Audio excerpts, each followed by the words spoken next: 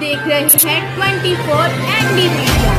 यहाँ होगी उसी की बात जो खबर होगी सच के साथ। नमस्कार दोस्तों, मैं नरेश डांडा, आप देख रहे हैं 24 एनडी मीडिया। इस वक्त हम पहुँचे हैं जिला अध्यक्ष कैथल अशोक गुर्जर डांड के निवास स्थान पर, जहां पर शिक्षा मंत्री कंवरपाल गुर्जर जी पहुंच रहे हैं। तो हम उनसे जानेंगे कि आज शिक्षा में क्या बदलाव किया गया है, शिक्षा को लेकर लोगों को क्या जानकारी देना चाहेंगे।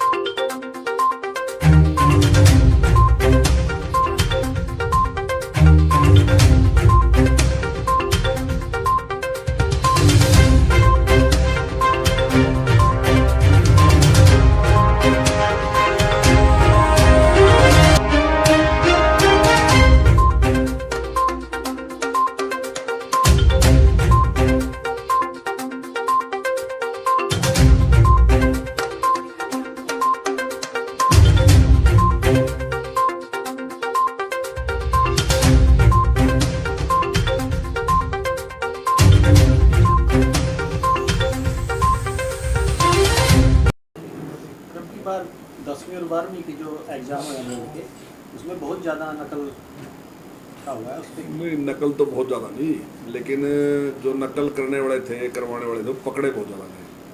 तो इसका मतलब सरकार जो है वो सख्त है। सरकार ने उनके खिलाफ कार्रवाई की और बहुत से ऐसे हैं जिनको सस्पेंड भी किया जा रहा है, उनके खिलाफ कार्रवाई की। प्रदेश में स्कूलों के अंदर जो सरकारी स्कूलों में टीचरों का काफ़ी अभाव है।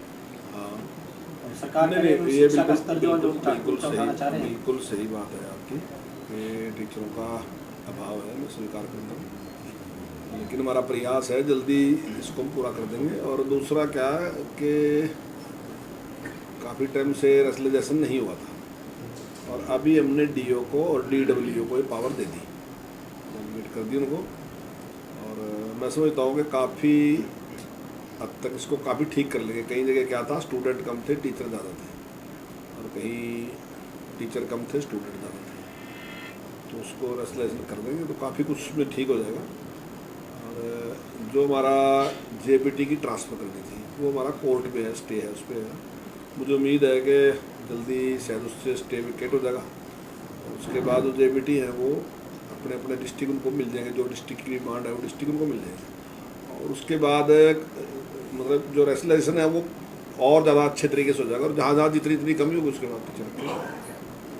पंचायत चुनाव में देरी को लेकर के जो है ना, ग्रामीण क्षेत्रों में विकास के कार्य रुके पड़े हैं और आम पब्लिक काफ़ी परेशान है, क्योंकि उन्हें काफ़ी धक्के खाने पड़ रहे हैं। हम भी ये महसूस कर रहे हैं कि वाकई ग्राम पंचायतों के बिना, क्योंकि हमारी भी जो इकाई है ना डेवलपमेंट की, वो पंचायत है। अब चाहे भले ही हम मंत्री भी हों, लेकिन जो डेवलपमेंट गाँव में करना तो पंचायत के माध्यम से हम करते हैं। लेकिन हमने एक नियम कानून बनाया था कि जो चुनाव होगा उसमें 50% सीटों पे महिलाएं चुनाव लड़ेंगी, 50% पे पुरुष चुनाव लड़ेंगे। और अगली बार उसको चेंज कर देंगे, जहाँ पुरुष थे वहाँ महिलाएं, जहाँ महिलाएं थे वो पुरुष। तो जिसने केस डाला वो कहता है कि 50% आरक्षण दो। आरक्षण देने में क्या होता है कि अगर मान लो 50% महिलाओं को आरक्षण दिया तो महिलाएं और सीटों में भी लड़ेंगी। जैसे 33% पहले आरक्षण था तो वो लगभग 40% से भी ज़्यादा पे चुनाव जीत गए। तो ऐसे में एक और विवाद खड़ा हो सकता है कि पुरुष भी कह सकते हैं कि ये तो 50% आपने कर दिया तो और ज़्यादा है क्या।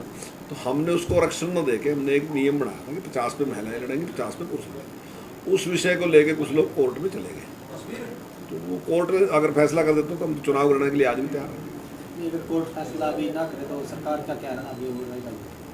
देखिए, हम पूरा प्रयास कर रहे हैं कि जल्दी कोर्ट उसका फैसला कर दें। हमने कोर्ट से रिक्वेस्ट भी की कि जल्दी इस पर निर्णय लें। सर 134A के तहत जो गतिविधियाँ हुई हैं तो उसके बारे में क्या कहना चाहेंगे? देखिए 134 से हमने समाप्त कर दिया। अब जो भी गतिविधि है वो 134A पे नहीं, RTE पे है। दो कानून है, एक RTE है वो सेंटर का कानून है, और 134A जो था वो हरियाणा का था। दोनों नियमों को आप एक साथ लागू नहीं कर सकते। हमने सारे में जो देखा तो उसमें ये था कि RTE में हम 25% बच्चों का एडमिशन कर सकते हैं, 134A में हम 10% का कर सकते हैं। RTE में जो हम खर्चा करते हैं उसका 60% सेंटर देता है, 40% ही हमें खर्च करना पड़ता है। तो हमें लगा कि हम ज़्यादा अच्छा काम जो है RTE में कर सकते हैं, उसमें पैसा सेंटर भी देगा और ज़्यादा बच्चों का एडमिशन भी करा सकते हैं। तो इसलिए हमने उसको पढ़ा लिया और 134A को हमने समाप्त कर दिया। लेकिन 134A को समाप्त करने के बावजूद भी जिन बच्चों का 134A में एडमिशन है अभी तक, तो उनका सारा खर्चा सरकार उसी प्रकार से देगी जैसे पहले से देती थी। और उसमें एक है कि RTE का एडमिशन जो होगा वो पहली क्लास में होगा, 25% बच्चे पहली में होंगे, फिर वो जब दूसरी में जाएंगे पहली में एडमिशन होते हैं, तो ऐसे चलता रहेगा। तो उसके बाद हमने पुनर्विचार उस पर किया कि जो बच्चे दूसरी से लेकर 12वीं तक के बच्चे हैं, तो ऐसे अभिभावक जो हैं मैं समझता हूँ उन्हें थोड़ा परेशानी इसकी निश्चित तौर से। तो उन्होंने कहा कि भाई हमारे बच्चे तो बड़े हैं, अभी ये तो आपका जो RTE लागू हो रहा होता है ऐसा चलेगा, क्योंकि 8 साल में 8वीं तक जाएगा।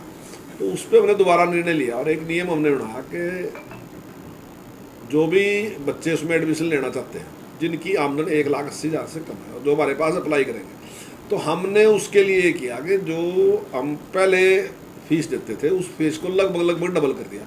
जैसे जहाँ हम 300 देते थे उसको 700 कर दिया, जहाँ हम 500 देते थे उसको हमने 900 कर दिया, और जहाँ हम 700 देते थे उसको बढ़ा के हमने 1100 कर दिया। और उसके बाद जो मान्यता प्राप्त स्कूल हैं उनके साथ बातचीत करते हैं, बच्चों का एडमिशन कराएंगे। और बड़ी संख्या में ऐसे स्कूल हैं जो इतनी फीस के ऊपर एडमिशन करने के लिए तैयार हैं। सर RTE में और 134A में अंतर क्या है? RTE में ये फाइनल है कि जो मेरे घर के पास का स्कूल है, आसपास का स्कूल, उसका एडमिशन होगा, और 134 में ऐसा नहीं था। और 134A में एक और बड़ी समस्या में आती थी कि जब हम एडमिशन कराते थे तो कई बार क्या होता था कि जिस स्कूल में उसका एडमिशन कराया तो स्कूल बड़ा परेशान करने के लिए कई बार ऐसे भी करता था कि जो उसका ट्रांसपोर्ट है उसकी सुविधा देता था, उसके लिए भी हमें प्रयास करना पड़ता था। यहाँ इस प्रकार की मुश्किल है ही नहीं। तो वो है। दूसरी बात क्या है कि उसमें एक बार हम एडमिशन करा देंगे तो उसके बाद छुट्टी है। हमने पहली क्लास में एडमिशन करा दिया तो बच्चा 8वीं करके ही जाएगा, उसके बाद कोई सर एक प्राइवेट स्कूल है ना जो एग्जाम फीस लेते हैं, फिर भी 134A के तहत भी एग्जाम फीस लेते हैं, तो इस बारे में क्या कहना चाहोगे? नहीं, फीस के बारे में देखिए मेरे ध्यान नहीं, फीस का क्या है, आपकी कंप्लेंट क्या है क्या नहीं है, लेकिन जो फीस जो परमानेंट है उसकी ट्यूशन फीस है वो सरकार की ओर से दी जाती है। जी सर, वृद्धावस्था जो समान पेंशन दी जा रही थी उसमें काफ़ी छंटनी हो रही है। देखिए उसमें जो निर्णय लिया ना सरकार ने निर्णय लिया कि जो व्यक्ति संपन्न हैं, जिनके पास साधन है, तो उन्हें कोई पेंशन की जरूरत नहीं। पेंशन तो उन लोगों को दी गई जिनके पास साधन नहीं था। अब उसमें हमने एक निर्णय लिया कि जिन लोगों की व्यक्तिगत आमदन 2 लाख है, व्यक्तिगत कह रहा मैं, परिवार की आमदन नहीं। अगर मान लीजिए मेरे बेटे की आमदन है, मेरी नहीं है, तो मेरी पेंशन चालू रहेगी। पर अगर मेरी व्यक्तिगत आमदन 2 लाख रुपए है तो उस पर सरकार ने कहा कि उनकी पेंशन बंद होगी। और मैं समझता हूँ उसमें कोई गलती नहीं है, उनके पास पहले ही आमदन है, लेकिन 15 या 20 हज़ार रुपये जो आदमी महीने में जिसके पास आते हैं उसको 2-2.5 हज़ार की है नहीं, वास्तविक जरूरत तो उसकी है ना, गरीब की जरूरत है, तो उन लोगों की बढ़ाई। बुजुर्गों का मैं कहावत प्रचलित हो रही है जी आजकल कि भी हमारी पेंशन तो काट रही है, और एक MLA अगर कई बार बनता है उसको बार पेंशन मिलती है, तो ऐसा क्यों भेदभाव हो रहा है? नहीं देखिए, ये पहले से ही चलता रहा, कोई अब पहला चला, और ये अभी क्या आप पार्टी ने चला दिया और उन्होंने कह दिया पंजाब में गए भाई हम जो ज़्यादा वो नहीं है। और पेंशन में भी अगर किसी ने सुधार किया, ये लगता था मेरे ख्याल का 200-250% तक पहुंच गया था, तो उसको भी अगर किसी ने ठीक किया तो सबसे पहले हमारी सरकार ने मनोहर लाल जी ने किया, उसको व्यवस्थित किया। जहाँ तक आपका प्रश्न है कि लगातार हर बार की, ये भी एक लोगों को गलतफहमी है कि हर बार जो पहली पेंशन है वो पेंशन डबल होती है, डबल मिलती है, थोड़े परसेंट उसमें बढ़ती है। अभी मैंने देखा कुछ लोगों ने बताया कि उसको 5 लाख पेंशन मिल रही है, 8 लाख मिल रही, इतना नहीं है, 2.5 लाख तक है। लेकिन मैं सहमत नहीं हूँ उससे भी, मैं चाहता हूँ कि इसमें कहीं ना कोई नियम बढ़ना चाहिए, ये बिल्कुल मैं इससे सहमत हूँ। लेकिन ये जो अभी तक पंजाब कर रहा या निर्मल सिंह ने जो किया वो केवल और केवल पॉलिटिकल स्टंट है। और अगर ये बात है तो सबसे पहले दिल्ली में करना चाहिए था, दिल्ली में क्यों नहीं किया? तो वास्तविकता में वो केवल राजनीति है, लेकिन मेरा मानना है कि इस पर विचार करने की जरूरत है वाकई। खबरों से जुड़ी हर अपडेट जानने के लिए हमारे चैनल को लाइक करें, सब्सक्राइब करें और ज़्यादा से ज़्यादा शेयर